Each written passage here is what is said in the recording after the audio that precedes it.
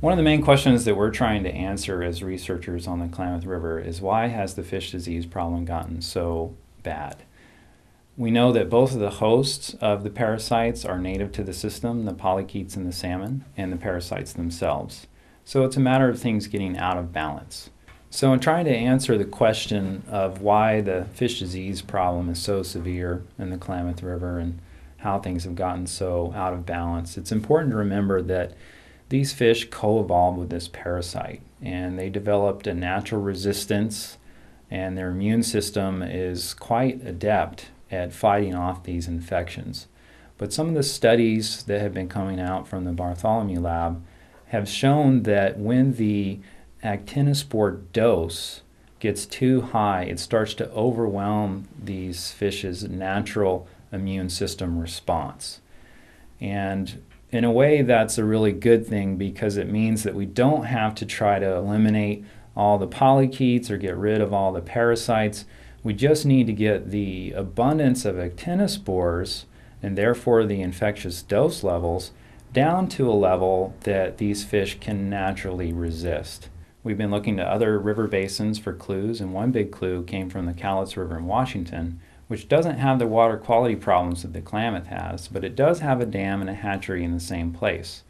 And this appears to be creating problems with Shasta. And of course the Klamath is an extreme example. But this has led to a hypothesis that when you have a dam and a hatchery located in the same place at the top of the free-flowing reaches of the river, it tends to concentrate the polychaetes and the salmon in the same place. I went through an exercise of creating a matrix table where I listed different aspects of the parasite's life cycle and then just qualitatively took the best available science to make a prediction about what would be the likely outcome with dams in versus dams out. And it was really interesting that in almost every category of the parasite's life cycle, the prediction was that the dams were contributing to the fish disease problems along with the hatchery, and that their removal would be beneficial.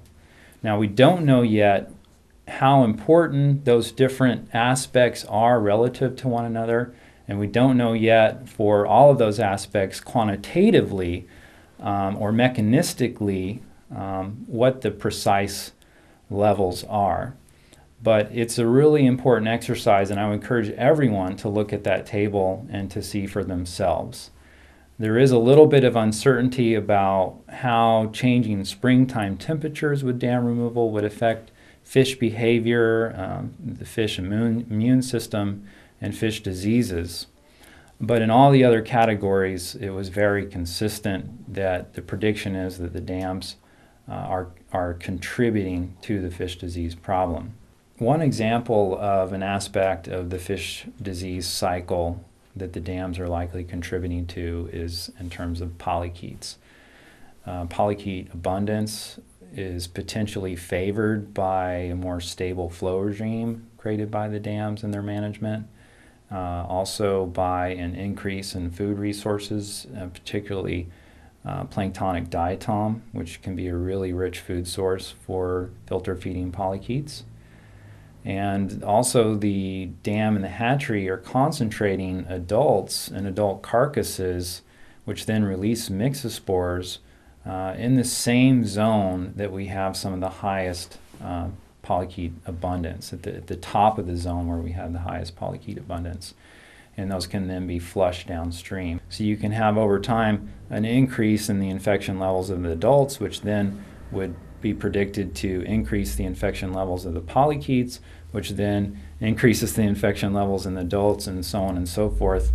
And if you take that process out over decades as opposed to just a few years, you can turn what is a minor fish disease problem into a major fish disease problem. One of my colleagues, Ken Cummings, who has been doing work at Humboldt State University, is a recognized leader in the field of macroinvertebrates, the little critters that live down in streams, and he's literally written the textbook on this. And he stated that if somebody was to come to him and say, Ken, can you design us a river system that will produce lots of Shasta disease? he would say, well, yeah, let's have high nutrients, let's have abundant food sources for polychaetes, let's put a dam and a hatchery together, and let's let that play out over time. So that's essentially what we have happening on the Klamath River. There's been a group of researchers that have been meeting for several years now, looking at this fish disease problem and trying to come up with a complete list of all the potential management actions that could be done to help reduce the level of mortality on juvenile salmonids. And one of the things that we've been seeing is that a lot of the potential options have some type of a problem associated with them. As an example, we looked at removing salmon carcasses of spawned out salmon as a way to reduce the mix of spores and hopefully break up the life cycle. And we actually did some experiments with that my crew helped actually do the work on Bogus Creek, removing carcasses. And what we found is that first of all, was that there can be some super infected fish. You can have some carcasses, and there's no really way to tell which ones are which, that release millions upon millions of myxospores. And since you cannot remove all the carcasses, a lot of them sink down to the bottom and things of that nature, it's likely that there would still be sufficient numbers of myxospores to result in high levels of infected polychaetes. On top of that, there's an ecological consequence to removing carcasses, because that's an important part of the nutritional budget of the river in terms of feeding all the abundance of life. And the same thing goes with any type of biological or chemical control that might be used to kill polychaetes. It's very unlikely that any of those options would be able to just target polychaetes. So you're going to be killing all kinds of other macroinvertebrates and then having a lot of negative side effects to the ecosystem of the river. One of the management options that was under consideration, or is under consideration, is using flow to actually flush out or scour the polychaetes, high flows. And we've been able to do some experimental testing this year.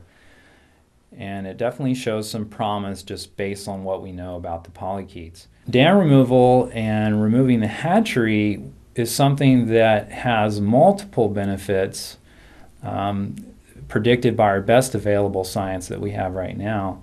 And really its main problem was that it didn't seem very feasible at the time we started this exercise. But now that things have progressed and there's actually a draft agreement to remove these dams, its main problem, the feasibility, is starting to look less and less like a problem.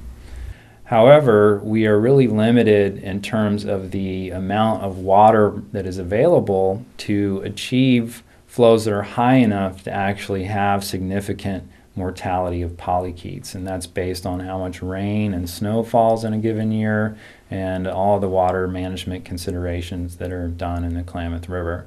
So that's something that, whether dams are in or whether dams are out, is going to be challenging.